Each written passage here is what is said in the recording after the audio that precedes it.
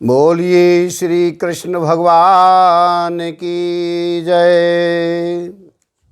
सद्गुरुदेव भगवान की जय। कठोपनिषद प्रथमो अध्याय भाग 1। बाजरवश का दान। ओम उष्णः वै वाजस्रवशः सर्ववेदशं दधौ तस्य नचिकेता नाम पुत्रयाश। प्रसिद्ध है कि यज्ञ फल के इच्छुक बाजस्रवा के पुत्र ने विश्वजित यज्ञ में अपना सारा धन दे दिया। उसका नचिकेता नामक एक प्रसिद्ध पुत्र था।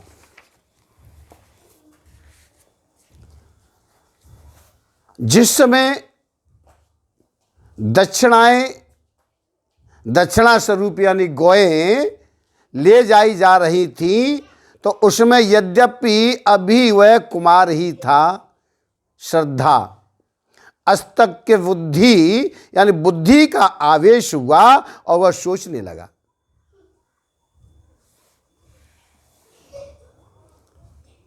जो जल पी चुकी है और जिनका घास खाना समाप्त हो चुका है और जिनका दूध भी दुह लिया है और जिनमें प्रसन्न शक्ति का भी अभाव हो गया है, उन गौओं का दान करने से वह दाता जो आनंद शून्य लोक है उन्हीं को जाता है।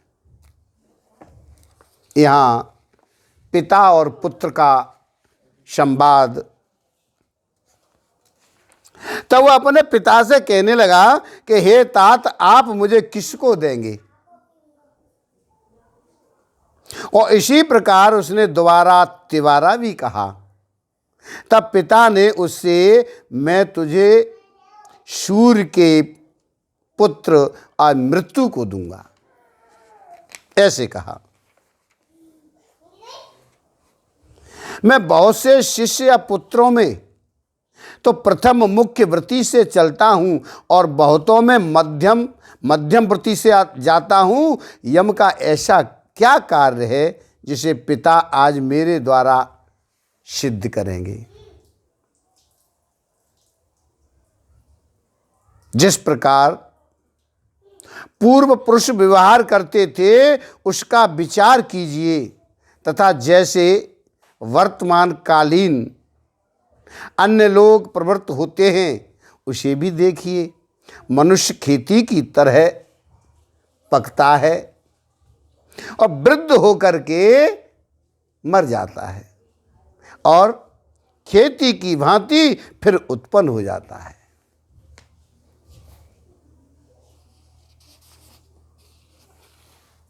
और इसी प्रकार आज यमलोक में नचिकेता पुत्र के इस प्रकार कहने पर पिता ने अपनी सत्यता की रक्षा के लिए उसे यमराज के पास भेज दिया। वह यमराज के घर पहुंचकर 3 रात्रि टिका रहा। क्यों? क्योंकि उस समय बाहर गए हुए थे। यमराज उस समय बाहर गए हुए थे और प्रवास से लौटने पर यमराज से उनकी भार्या अथवा मंत्रियों ने समझाते हुए कहा, ब्राह्मण अतिथि होकर अग्नि ही घरों में प्रवेश करता है। साधु पुरुष उस अतिथि की यह अर्धपाद दान रूपा शांति किया करते हैं। अतः हे वैवस्वत, इस ब्राह्मण अतिथि की शांति के लिए जल ले आइए। और इस प्रकार श्रुति यानी सुना जाता है जिसके घर में ब्राह्मण अतिथि बिना भोजन किए रहता है,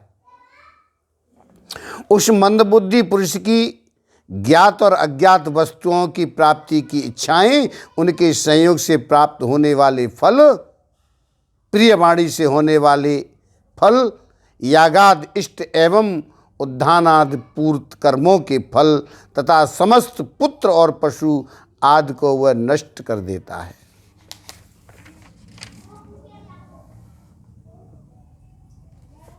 और इस तरह हे ब्राह्मण, तुम्हें नमस्कार हो, मेरा कल्याण हो, तुम नमस्कार योग अतिथि होकर भी मेरे घर में 3 रात्रि तक बिना भोजन किए रहे। अतः एक एक रात्रि के लिए एक एक करके मुझसे 3 वर मांग लो। इस प्रकार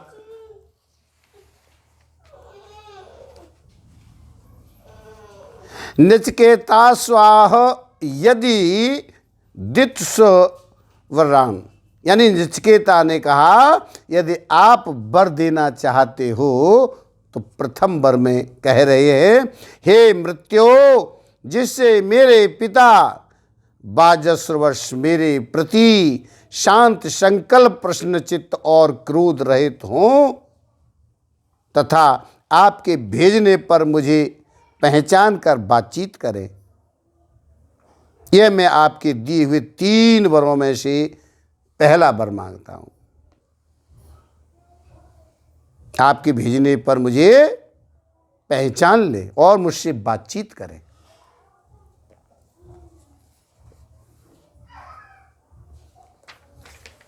और इस प्रकार मुझसे प्रेरित होकर अरुण पुत्र उद्धालक तुझे पूर्ववत पहचान लेगा और शेष रात्रियों में सुखपूर्वक शोभेगा। क्यों? कि तुझे मृत्यु के मुख से छूटकर आया हुआ देखेगा। इस प्रकार नचिकेता वाच, नचिकेता कहने लगा, हे मृत्युदेव, स्वर्ग लोक में कुछ भी भय नहीं है, वहां आपका भी वश नहीं चलता, वहां कोई वृद्धावस्था से भी नहीं डरता। स्वर्ग लोक में पुरुष भूख प्यास दोनों को पार करके शोक से ऊपर उठकर आनंदित होता है।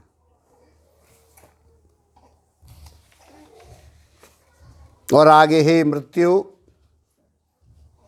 द्वितीय वर में कह रहे हैं, हे मृत्यु, आप स्वर्ग के साधनभूत अग्नि को जानते हैं,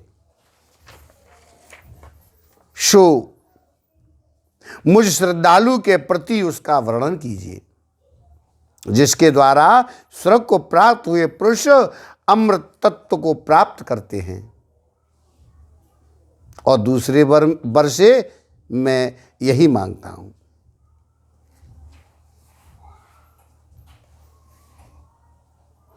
मृत्यु प्रतिज्ञेयम, यह मृत्यु की प्रतिज्ञा है। हे नचिकेत, उस स्वर्ग प्रद अग्नि को अच्छी तरह जानने वाला मैं तेरे प्रति उसका उपदेश करता हूं। तू उसे मुझसे अच्छी तरह समझ ले, वैसे तू अनंत लोक को प्राप्ति कराने वाला उसका आधार और बुद्धि रूपी गुहा में स्थित जान।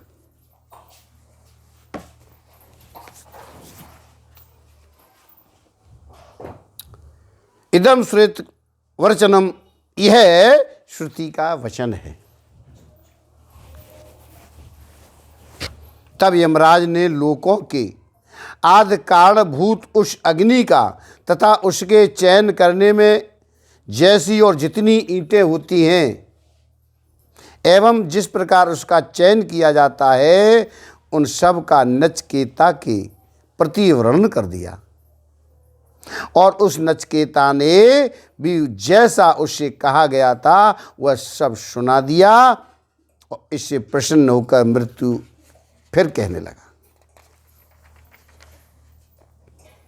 कथम, कैसे कहा, सो बतलाते हैं। महात्मा यम ने प्रसन्न होकर उससे कहा, अब मैं तुझे एक वर और भी देता हूं, यह अग्नि तेरे ही नाम से प्रसिद्ध होगा और तू इस अनेक रूप वाली माला को ग्रहण कर।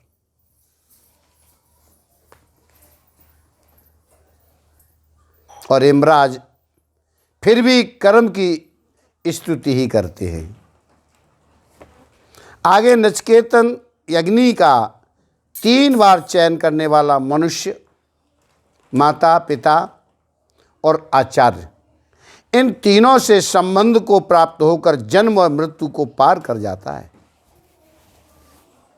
तथा ब्रह्मा से उत्पन्न हुए ज्ञानवान स्तुति योग देव को जानकर और उसे अनुभव करके इससे अत्यंत शांति को प्राप्त हो जाता है।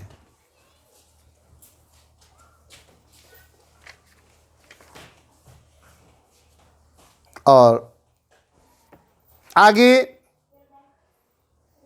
अब अग्नि विज्ञान और उसके चयन के फल का तथा इस प्रकरण का उपसंहार करते हैं। जो तृणाचिकेत विद्वान अग्नि के इस त्रयम को, यानी कौन ईंट हो, कितनी संख्या में हो और किस प्रकार अग्नि चयन किया जाए, इसको जानकर नचिकेत अग्नि का चयन करता है और वह देहपात से पूर्व ही मृत्यु के बंधनों को तोड़कर शोक से पार होकर के स्वर्ग लोक में आनंदित होता है। हे नचिकेत, तूने द्वितीय वर से जिसे वर्ण किया था वह स्वर्ग का साधनभूत अग्नि तुझे बतला दिया। लोग इस अग्नि को तेरा ही कहेंगे। हे नचिकेत, तू तीसरा वर और मांग ले।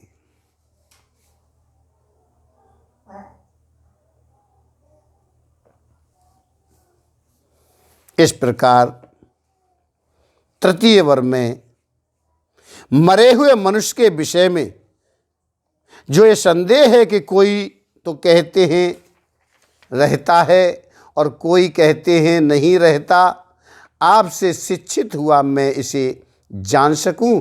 मेरे वरों में यह तीसरा वर है। इस प्रकार पूर्व काल में इस विषय में देवताओं को भी संदेह हुआ था।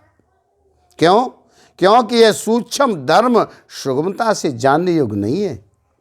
हे नचिकेत, तू दूसरा वर मांग ले, मुझे न रोक, तू मेरे लिए यह वर छोड़ दे। इस वर को तू मेरे लिए छोड़ दे। आगे नचिकेता कहने लगा, हे मृत्यु, इस विषय में निश्चय ही देवताओं को भी संदेह हुआ था। इसे आप भी सुगमता से जानने योग्य नहीं बतलाते और इसी से वह मुझे और भी अधिक अभीष्ट है तथा इस धर्म का वक्ता भी आपके समान अन्य कोई नहीं मिल सकता और न इसके समान कोई दूसरा वर ही है। दूसरा वर इसके समान नहीं है।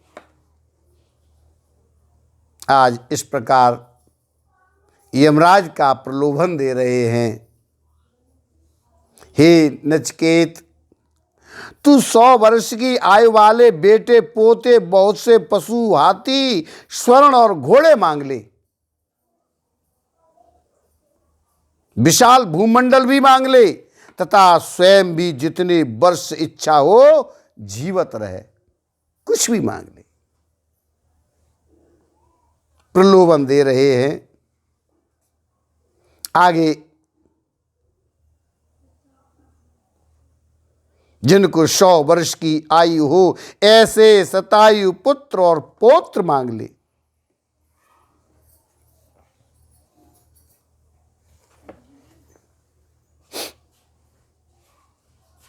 और आगे इसी के समान यदि कोई और वर समझता हो तो उसे अथवा धन और चिरस्थायिनी या जीविका मांग ले। हे नचिकेत, इस विस्तृत भूमि में तू वृद्धि को प्राप्त हो। मैं तुझे कामनाओं को इच्छा अनुसार भोगने वाला किए देता हूं। इच्छाओं से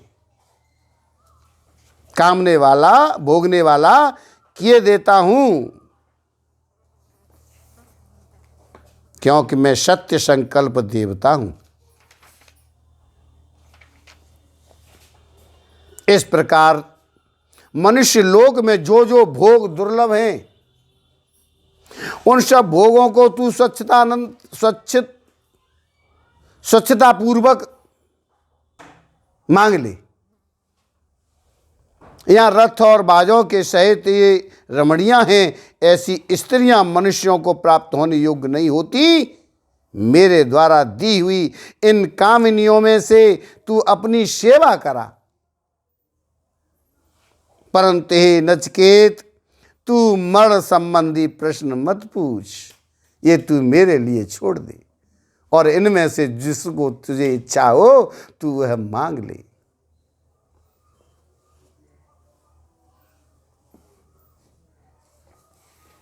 जय हो।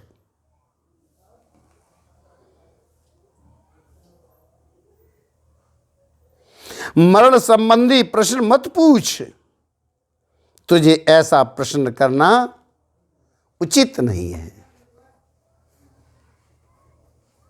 इस प्रकार प्रलोभित किए जाने पर भी आज नचिकेता ने महान सरोवर के समान अक्षुब्ध रह करके कहा। क्या कहा? हे यमराज, ये भोग कल रहेंगे या नहीं? ये भोग कल रहेंगे या नहीं रहेंगे, इस प्रकार के हैं, और संपूर्ण इंद्रियों के तेज को जीर्ण कर देते हैं। ये सारा जीवन भी बहुत थोड़ा सा ही है। आपके वाहन और नाच गान आपके ही पास रहे, हमें उनकी आवश्यकता नहीं है। आप अपने पास रखें, हमें नहीं है जरूरत। किंच, इसके सिवाय मनुष्य को धन से तृप्त नहीं किया जा सकता। अब यदि आपको देख लिया है तो धन तो हम पा ही लेंगे। जब तक आप शासन करेंगे हम जीवित रहेंगे, किंतु हमारा प्रार्थनीय वर तो वही है।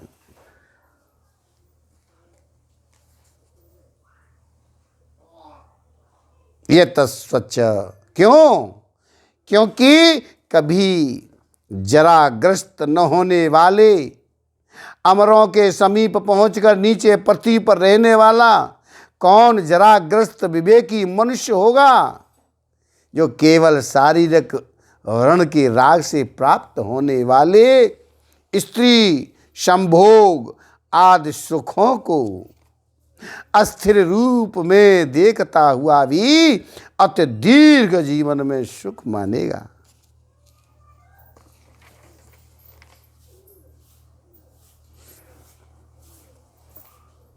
मिथ्या रूप से समझता हुआ कौन विवेकी पुरुष अति दीर्घ जीवन में प्रेम करेगा। अतः मुझे इन मिथ्या भोगों से प्रलोभित करना छोड़कर, जिसके लिए मैंने प्रार्थना की है ना, और हे मृत्यु, जिस परलोकगत जीव के संबंध में लोग हैं या नहीं हैं ऐसा संदेह करते हैं, तथा जो महान परलोक के विषय में निश्चित विज्ञान है, वह इसमें कहिए, वह हमसे कहिए। यह जो गहनता में अनप्रविष्ट हुआ वर है, इससे अन्य और कोई वर नचिकेता नहीं मांगता। कोई नहीं, दूसरा वर मुझे और कोई नहीं चाहिए।